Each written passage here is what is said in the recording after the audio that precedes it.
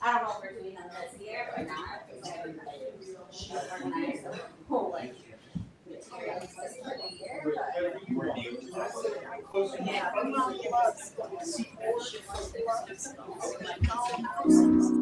Broken down and tired of living life on a merry-go-round, and you can find the fighter, but I see it in you, so we go walk it out.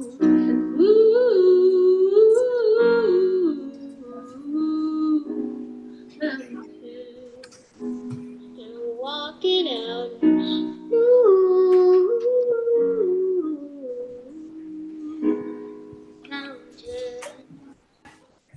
And I'll rise up, I'll rise like the day. I'll rise up, I'll rise unafraid. I'll rise up, and I'll do it 1,000 times again. I'll rise up, I'll rise up, I'll rise up for you.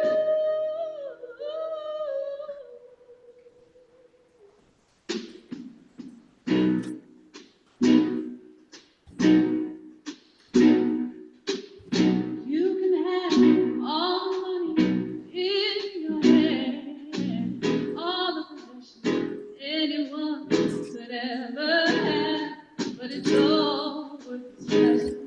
True worth is only measured by what you got in your heart. You can have everything, but what does it mean? It all means nothing. Don't rise up for something. You just can't talk the talk. You gotta live the talk. Yes, you do. It all means nothing. Don't rise up for something. Rise up for you, everything. Dignity, it is all that you got, it is all that you need. And without that, you don't have a thing.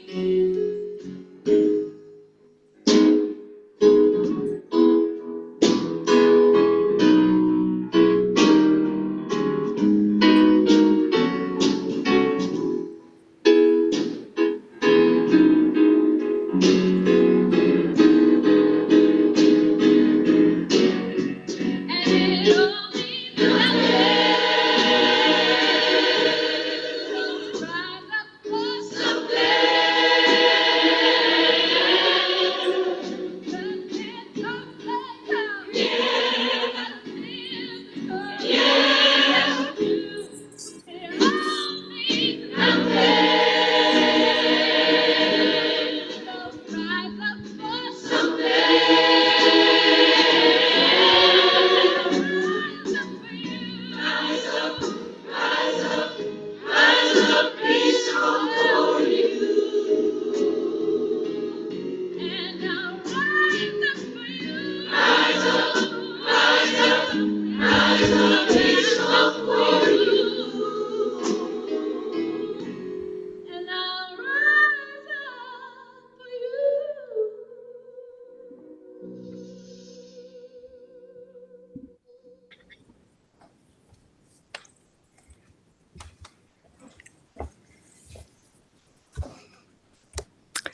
Welcome to the Unitarian Universalist Congregation of Danbury.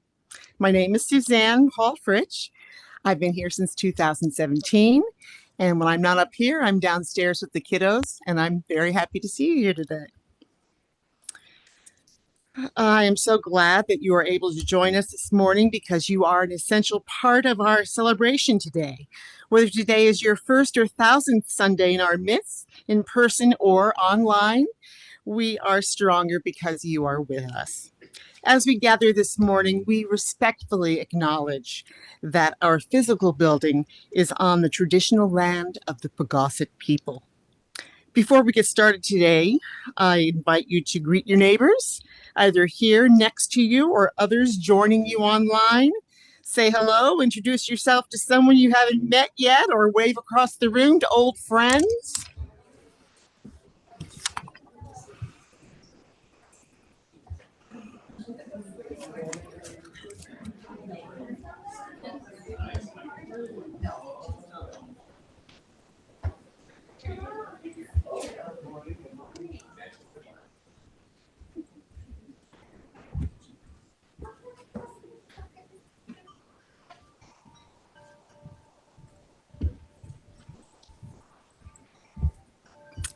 We have a few announcements before we begin. For couples raising kids together, this is a really, really neat thing. Reverend Sierra Marie is offering a relationship strengthening program called Prepare Enrich on the last 2 Saturdays in January and the first Saturday in February.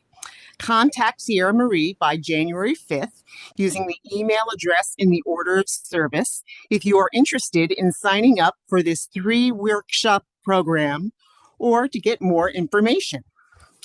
Become a one-time volunteer for our children's ministry. If you haven't been able to help out with our children's ministry another way this year, consider making a story basket for our spirit play. It's Montessori inspired. It's a program for kids in preschool and kindergarten. The baskets have small props that help tell the weekly stories for the group. If you volunteer to make a story, you will receive a copy of the story with the materials list and instructions. Funds are available for purchasing materials. If you think this is something you might be interested in doing, again, contact Sierra Marie using the email address in the order of service. And one last, well, not one last one, but one that I wanted to add on. You have seen these flyers on some of your seats. Nancy has been so wonderful putting together our Music in the Ridge programs for us. And 30% of all proceeds that we gather from those programs goes right back to UUCD. So it's just a wonderful, wonderful program that she's put together for us. Claudia Schmidt will be here on January the 7th. And she's just a wonderful folk blues and jazz musician from the Midwest. We really strongly encourage you to all join us next week for Claudia. Next week, Reverend Tony will be back in the pulpit with a message on the theme of liberating love. For more information, see your order of service, our weekly email newsletter, and the events calendar on our website at uudanbury.org for a complete list of events. We make this time in this place holy simply by being together with each other. And we begin by lighting the flaming chalice, the symbol of our Unitarian Universalist tradition. Please join me in reciting the words to our chalice lighting affirmation. Love is the spirit of this congregation, and justice is its light. This is our covenant, to dwell together in peace, to speak the truth in love, and to help one another and celebrate life. Our hymn of welcome is For All This Is Our Life. It's number 128 in your gray hymnal. Please rise in body or in spirit for hymn 128, For All That Is Our Life.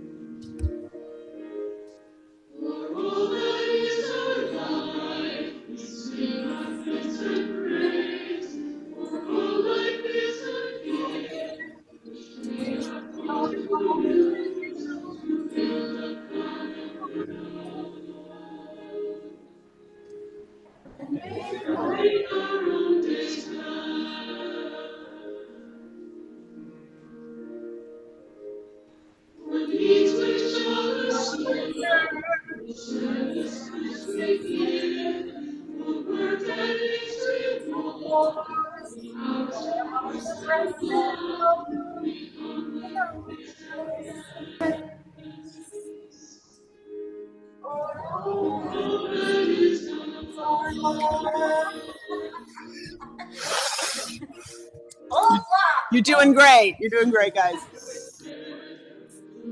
For failures, pain, and loss, everything we learn. For failures that pass, we come with praise and thanks. For all that is our love.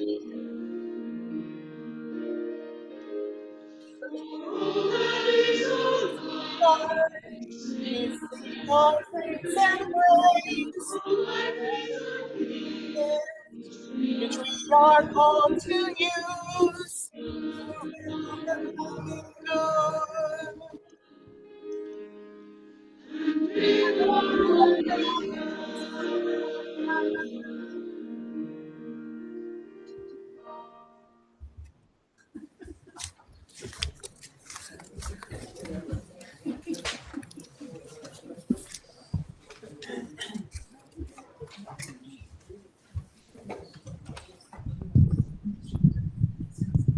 So I'm just going to say to Sherry, since she's controlling the technology today, that I think we adjusted the sound for not a lot of people in the room, and now we need to turn it up a little bit. Let's say our children's affirmation. The words are on the screen. We are Unitarian Universalists. We are people with open minds, loving hearts, and helping hands. We care for the earth and each other. I have two different creation stories to share with you today, but it's important to know that these two stories, although they are very different from each other, are from the same tradition. They are both Jewish stories. You might recognize them. And in fact, these two stories are placed right next to each other in the Jewish scriptures as if they're supposed to be read together, just like we'll tell them together today. What I will share with you are abbreviated versions of the stories of Genesis chapters 1 and 2. Now, even though these are Jewish stories, we know that Christians share them. And while I was preparing for the service, my wife, who grew up Catholic and knows these stories well, said, 2 biblical creation stories is a lot. And why tell these stories? What's it going to have to do with love anyway? It's possible that she's done in from Christmas. So in case you come from a similar background and the same thoughts start running through your head, I just want to assure you that the reason that I'm sharing these stories today, while we're talking about love, will become clear in my reflections later. For now, we can just hold the stories loosely. So let's start with chapter 1 in the Jewish book of Genesis. The story says, "In the beginning, earth was astonishingly empty." Just imagine, so still, so quiet. Some translations call it a formless void. The story says, "Darkness was on the face of the deep, and the Spirit of God was hovering over the face of the water." Some translations say a wind or breath from God swept over the face of the water. And God said, "Let there be light." And there was light. And God saw that it was good. God separated light from darkness, calling the light day and the darkness night. And day by day, God continued to create. God created the heavens to separate the waters, and God gathered the waters to create dry land. And God saw that it was good. Day by day, God created plants and animals, first animals of the sea, and then birds, and then creeping things of the earth, then beasts of the earth. And God saw that it was good, and blessed the creatures of the earth, telling them, "Be fruitful and multiply." God said, the words are interesting here, "Let us make man in our image, after our likeness." and God created humankind. There is never in this story a solitary human, a singularly gendered original human. Humankind is an interconnected whole, one body. There's no aloneness in this story. Even the one already interconnected whole of humankind arrives into a world teeming with life. Humankind is part of, not separate from, the larger order of the universe, even as God blesses humans with a special role, having dominion over the earth, which environmentalist scholars have taught us has meant to steward and care for it and its creatures. Now, chapter 2, a different story from the same Jewish tradition. But we know that this is meant to be read with the first because the second chapter begins where the first left off, on the day God rested after all that creating. But we read the story also as its own because it soon tells us that no herb has sprung from the soil because it had not yet rained, and there was no human to till the soil. So God created a man from the dust of the ground. We can think about the dust in many ways. We can think about the dust of an empty landscape. We can picture maybe one of those old Western movies where the tumbleweed is blowing down an empty road and then start deleting all signs of life from the scene until we are left with nothing but dust. Or we can picture Neil Armstrong's foot on the surface of the moon, hearing his words, "One small step for man, one giant leap for mankind." And then we can let the sound fade until we find ourselves in perfect silence. And imagine his foot and all signs of him and all signs of his spacecraft fading from the image. We can imagine that dusty moon surface as something like the dusty beginnings of Earth in this second story. I especially like that image because the dust of the moon, though ordinary moon dust, no glitter or sparkle, is known to us as a kind of cosmic dust. And when we picture the moon and this cosmic dust, we might be reminded of the miraculousness of dust. You know, I talk about this a lot. Even earthly dust. You know that I like to remind you that our coming from dust is a literal scientific truth, our stardust nature. We come from the dust of stars.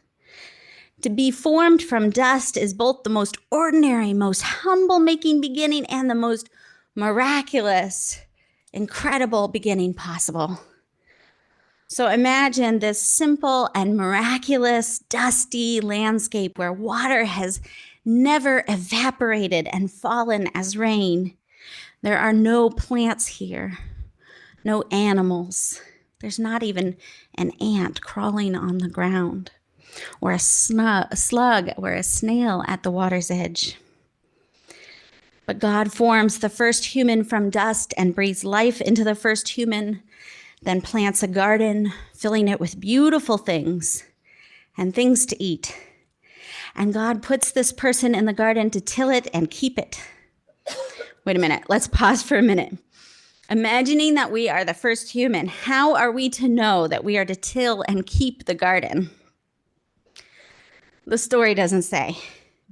But if we're reading the passage in its original Hebrew, we would find a play on words that highlights the connection between the first human and the ground. It's as if nothing else would be more natural. Of course, we, created from the dust of the ground, would do nothing but prepare this ground for the plants that God has planted. We would do nothing but care for it. In this story, we are so intimately connected with God that God has formed us God's self, and God has breathed life into us God's self, and God has placed us in the garden, which God planted, God's self. There we do what we are meant to do. We tend the ground from which we came. When I imagine this, I think of times in my own garden.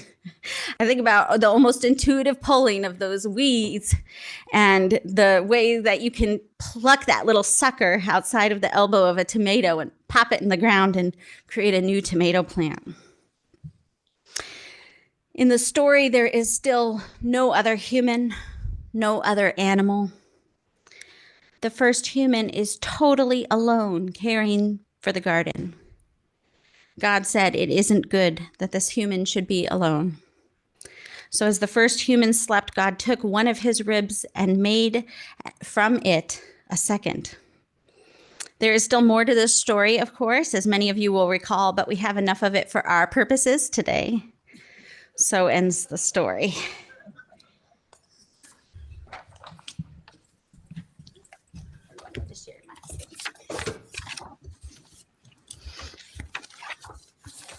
Is this you? Yep. Okay. You're good. It is so good to be together. We're not meant to be isolated, not in the gardens we tend, nor in the joys or the sorrows of our lives. In this space, we bring joys that are too good not to be shared, and sorrows that are too great to bear alone. If you have a joy or a sorrow that you wish to acknowledge with the loving presence of community, but not share aloud, I invite you to come forward now and drop a stone in the bowl of water on the chancel table to represent this milestone where its ripples can be witnessed without anything being spoken. I light a candle for all of the milestones, both those spoken, those held in our hearts, and those held throughout the world community.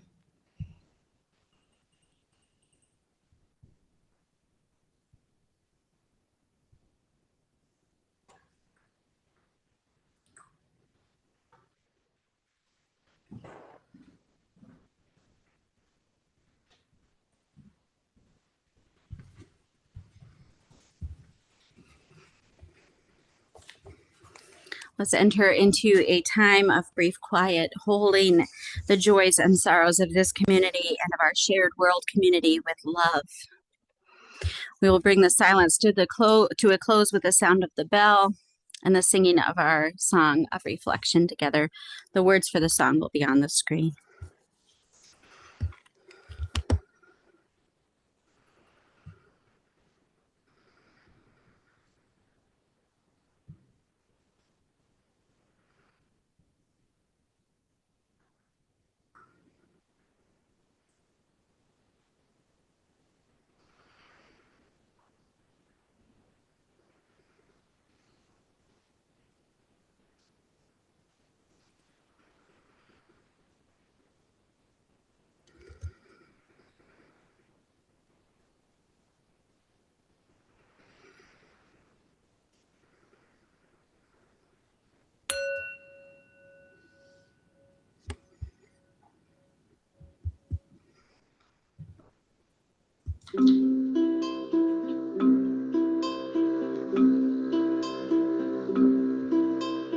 There is love holding me.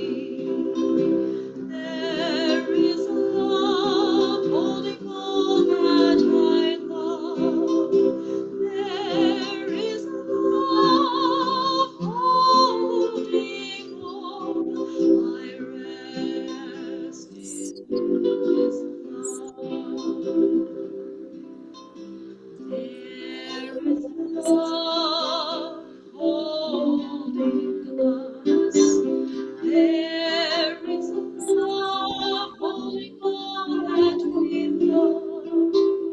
There is love holding all we rest in this love. We rest in this love. We rest in this love.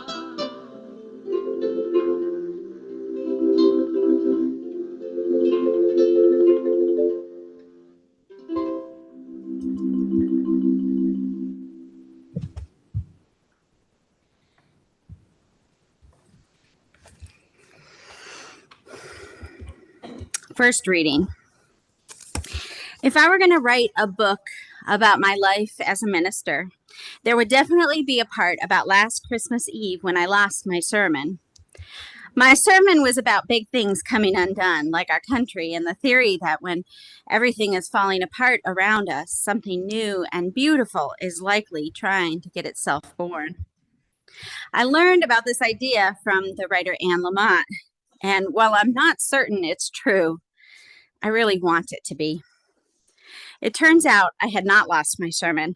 I had misplaced it by putting it carefully on the high pulpit, but I forgot. So as the service was happening, I was searching frantically through my millions of papers in a state of escalating inner hysteria and humiliation, all while trying to appear calm and as though I were really listening to the readings. When it was time to preach, I had to announce that my sermon was slightly missing, and could the choir please go ahead and sing so I could keep looking? By the end of the song, I figured out that the sermon was already in the pulpit. So I walked up there to preach it. The first words were, "Broken things have been on my mind lately." The entire congregation started laughing, including me, and my shame slid free and disappeared into the laughter. Every year on the Sunday before Christmas, we have a pageant in a paper bag, no rehearsal, and the only preparation is that we put costumes in brown paper bags, label them camel, includes large ears, and line them up in the aisles. People come to church, choose a bag, and join the story. Over the years, kids have started improvising their own costumes, so we never know who will show up. There have been jaguars and bumblebees. One year, Darth Vader was there, and another year, two tiny dragons walked everyone down the aisle to Bethlehem. All are welcome at our stable, we like to say. Every year, I give the congregation the same directions. I tell them not to worry about mistakes because there aren't any. There's only us telling an old story about love, getting born into this aching world. And love is messy and wildly imperfect and very beautiful. This is true for all of us. We are strong and fragile, broken and resilient, stunning and flawed, and somehow, improbably, love shines through us and illuminates every broken thing it touches, even ministers who lose their sermons on Christmas Eve. So ends the reading.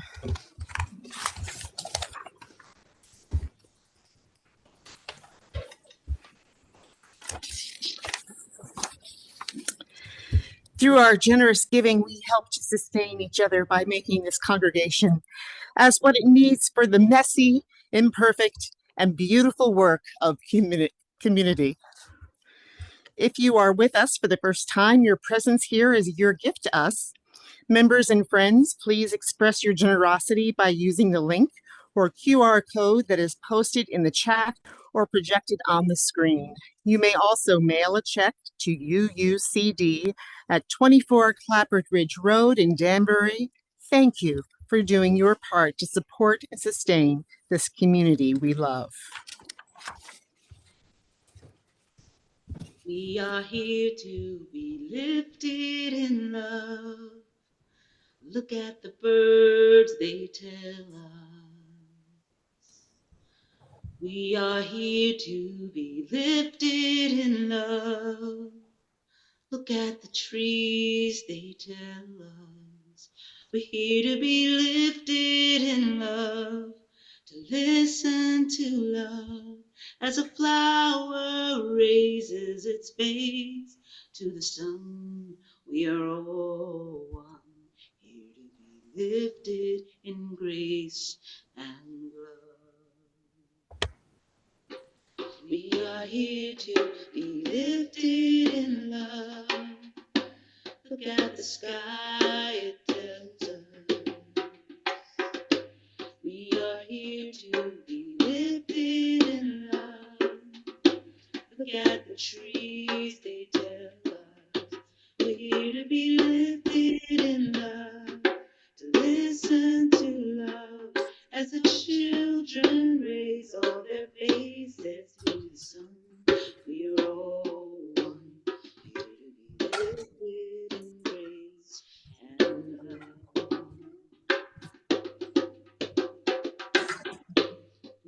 here to be lifted in love.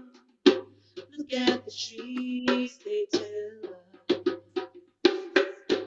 We are here to be lifted in love. Look at the seas, they tell us. We're here to be lifted in love. To listen to love as the flower raises its face to the sun. We are all one. Here to be lifted in grace and love.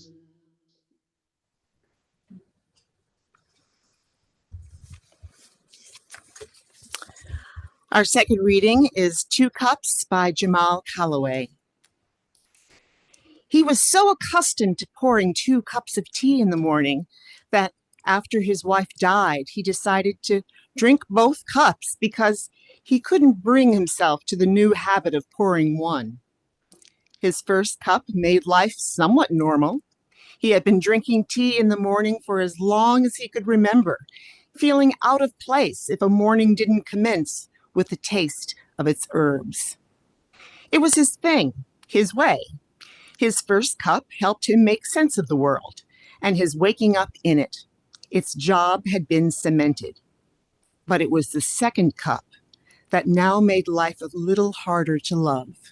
After all, that second cup was never meant for him. It was just that he didn't want to leave his wife out of his mornings because she had spent all the rest of her mornings with him as a sign of commitment, as a practice of love. Therefore, this second cup was his way of returning the favor, giving some sort of reciprocity, nurturing their old connection, holding on to something sacred in his mind and heart that he would never see the point in letting go. Why let go? Damn it, the tea had been there with them every step of the way. When he asked her to marry him, it was at the local bagel shop down the street where they met twice a week during their courting phase. And when he was sick and couldn't move, his wife would bring him tea and soup on a platter and poke fun at his state of weakness to make him laugh, and vice versa. And whenever they argued, lightly or seriously, but always passionately, they gave each other space, deciding to discuss the issue in the morning with clear heads. And while he made a pot of tea, she would sit at the table and start explaining her side first. And in his memory, most of the time, she was right and he was wrong. But it always took that second to step back and sip his cup before he could say, "But that's not how I see it," or, "You know what?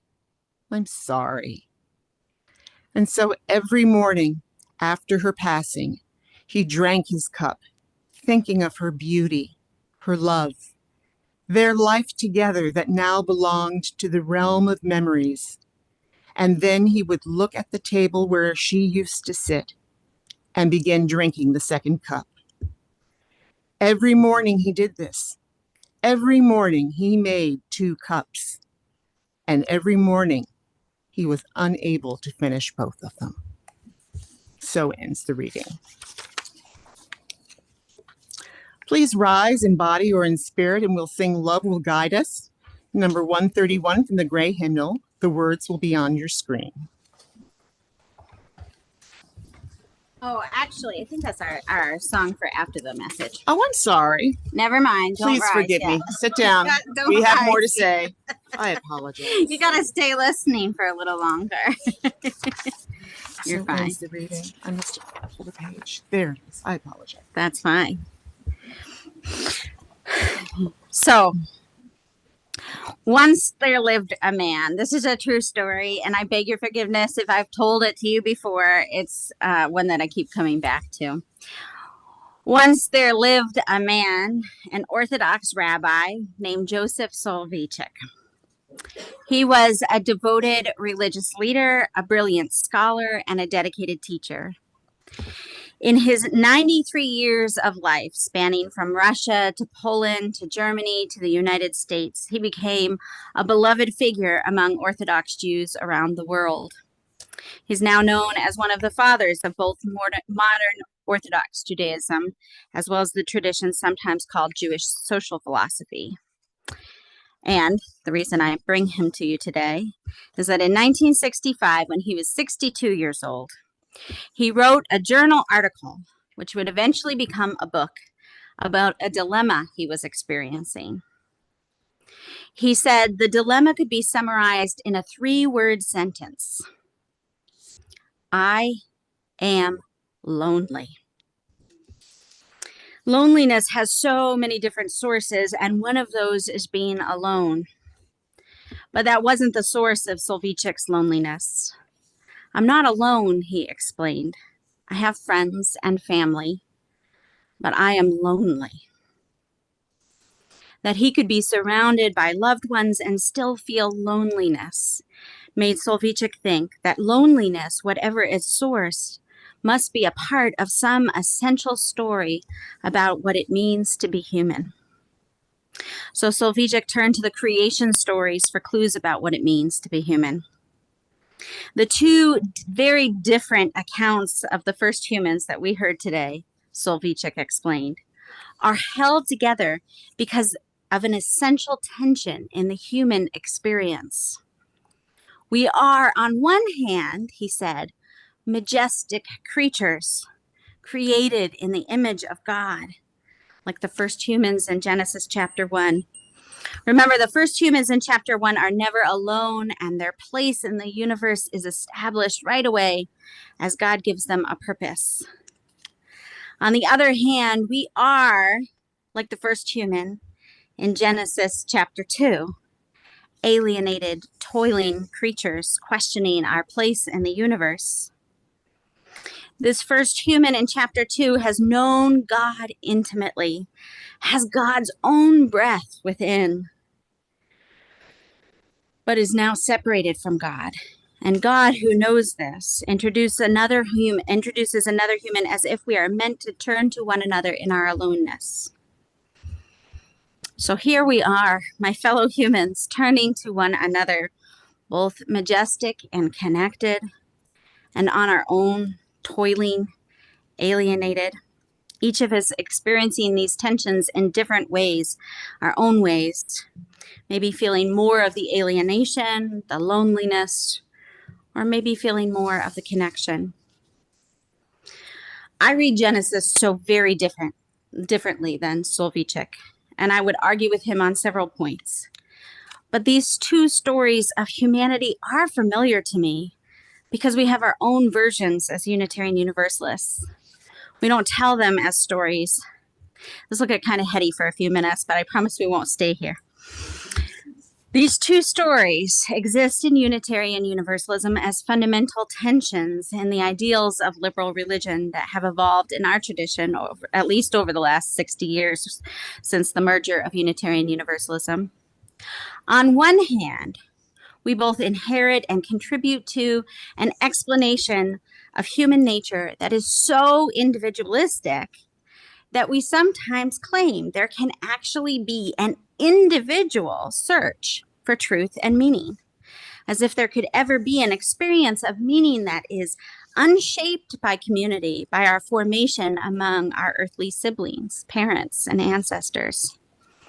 Partly because we tend to claim the search for truth and meaning on that individual level, the right of conscience and the use of democratic processes is a religious commitment for us.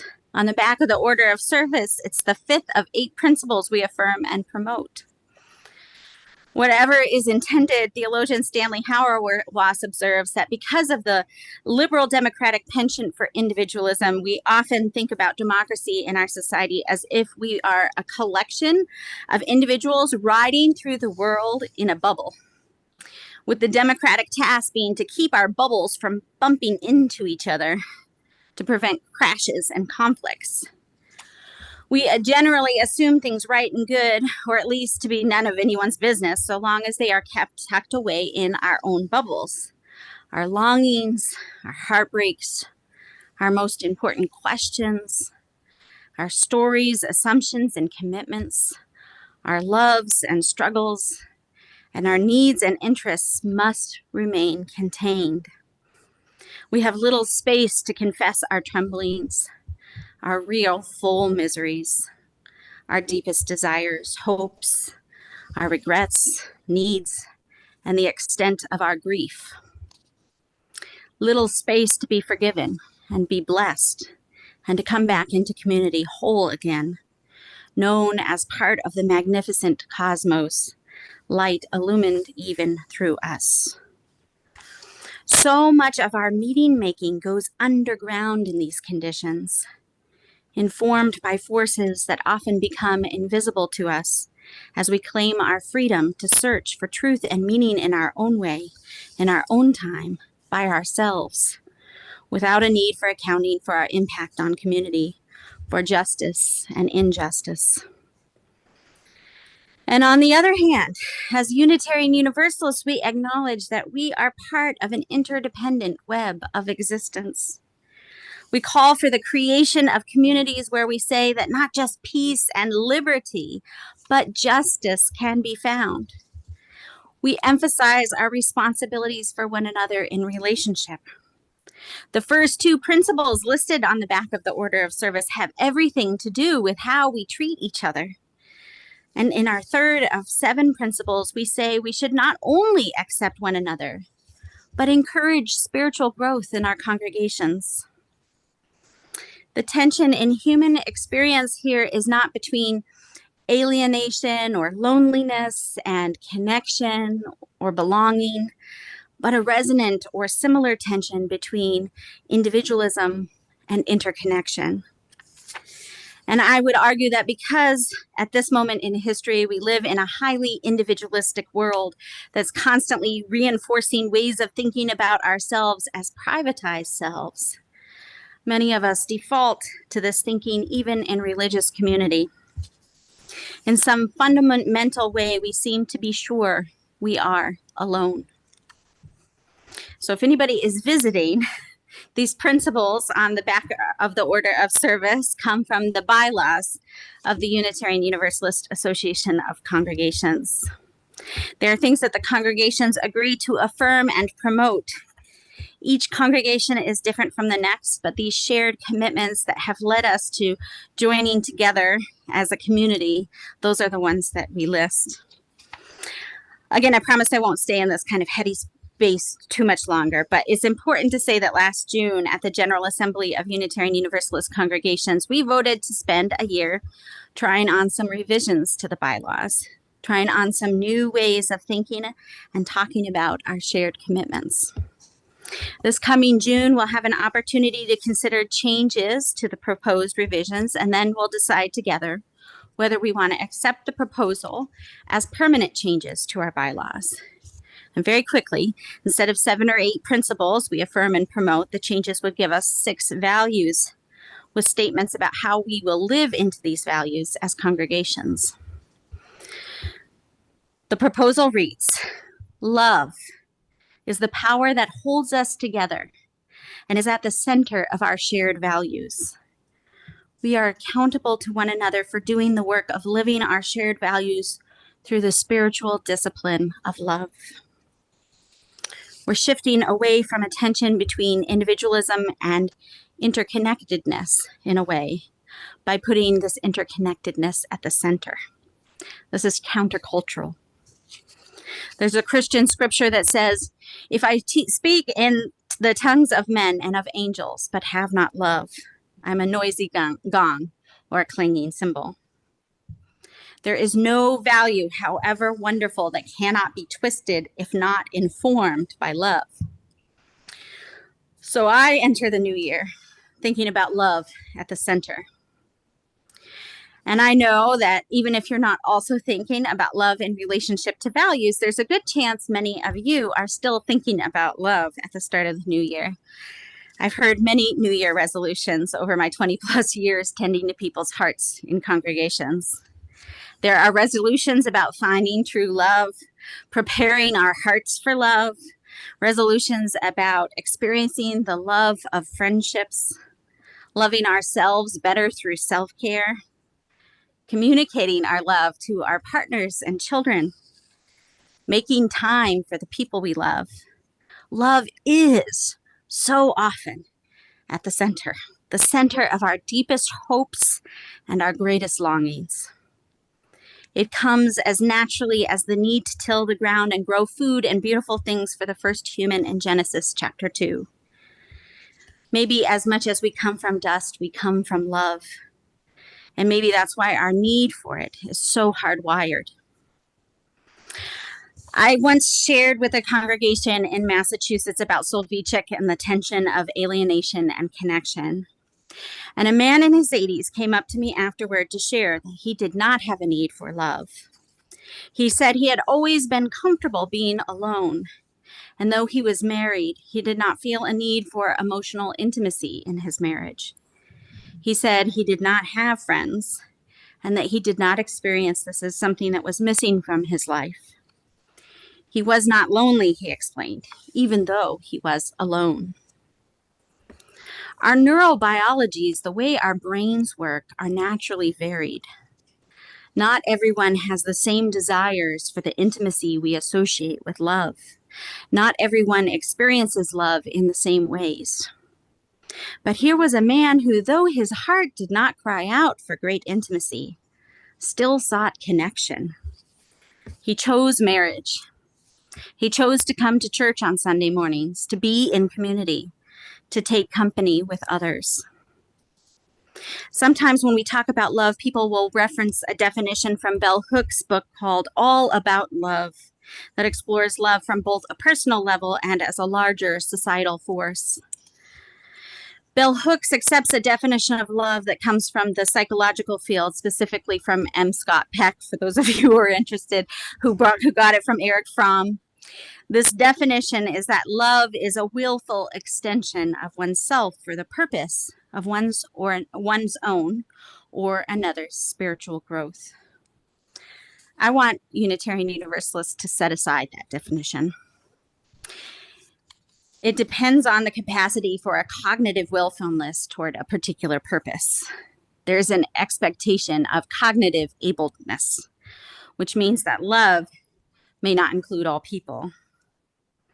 Instead, I propose that love is leaning into interconnectedness in ways that are creative or generative rather than destructive.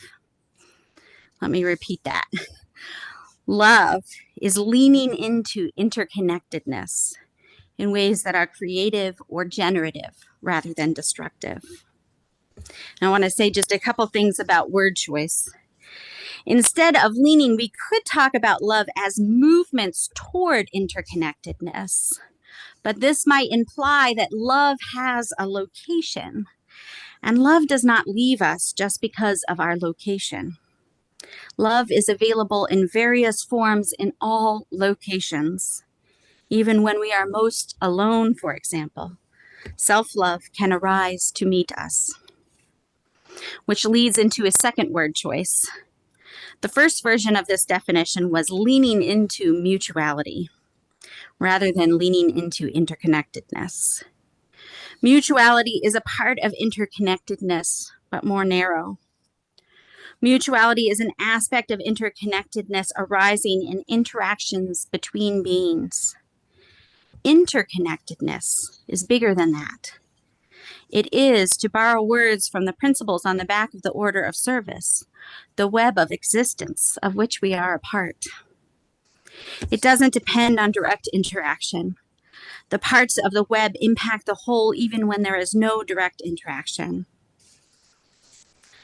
What I mean to say is that we all belong. We all have an important part. Our love, which comes from the great belongingness of interconnection, influences the web even in ways that are outside our immediate interactions. And leaning into interconnectedness in generative and creative rather than destructive ways means that there are self-love forms, ways of affirming our part in the web, our belonging. And there are forms that express themselves outside of human interactions that can take place even alone in the wilderness, where interdependence is more evident than ever as a person works with the earth and its creatures towards survival. Yes, when I wrote those lines, I did go online and check out Alone in the Wilderness because I remembered watching that when I was a kid. Video about a guy who goes in the wilderness for 30 years. Documentary. This means that our definition of love is inclusive of the child making sounds back and forth with his mother, whether or not there is a cognitive understanding of this exchange. It's inclusive of the person who remembers that she too is part of the great belonging, and by that way of knowing, loves herself through the alienation and fear of leaving an abusive spouse. This definition of love is about a congregation laughing through their minister losing her sermon on Christmas Eve, and a grieving husband who honors his connection with his wife even after she is gone, pouring her cup of tea as well as his own. Reverend Sue Phillips says that Unitarian Universalists tend to long for belonging while being reluctant to be proclaimed. Yet in our web, our place is undeniable. We are neither the center nor an irrelevant sideline, and so is everybody else. What if we held every one of our values to the question of whether it was leaning into interconnectedness creatively or destructively? What if we held our assumptions about one another to the same standard?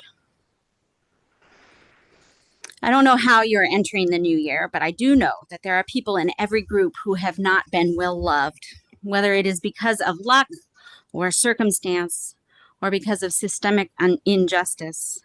There are those of us who could use a love that was accountable to our thriving. I wish nothing less for each of you. So I echo Sue Phillips in saying, let us claim one another. And as if sitting over tea, let us drink from both cups, inhaling with each gulp the breath of life that weaves us together as one breathing body. Please join me in singing hymn number 131, Love Will Guide Us.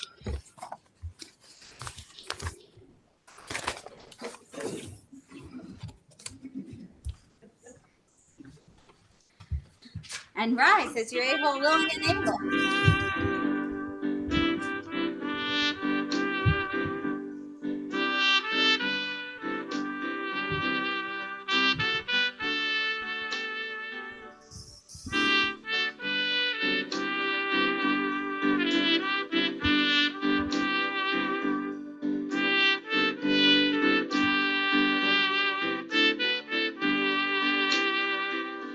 Love will guide us, peace has tried us, hope inside us, will lead the way.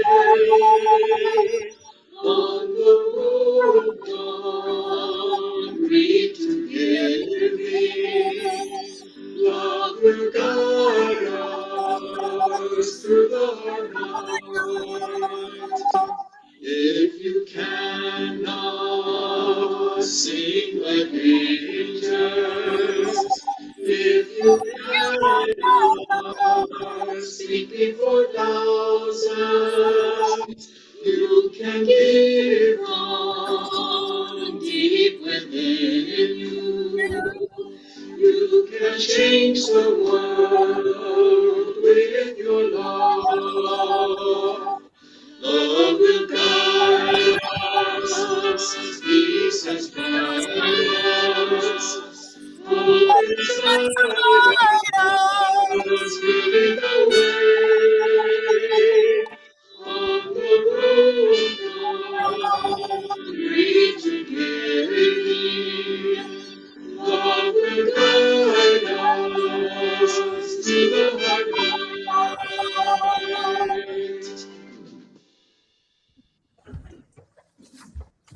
Okay. Please join me in the words for extinguishing our chalice. We extinguish this flame, but not the light of truth. the warmth of community, or power of commitment. These we carry in our hearts and out into the world Until we are together again.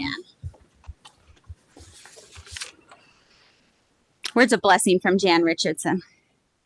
Blessed are you in whom the light lives, in whom the brightness blazes, your heart a chapel, an altar where in the deepest night can be seen the fire that shines forth in you, in unaccountable faith, in stubborn hope, in love that illumes every broken thing it finds.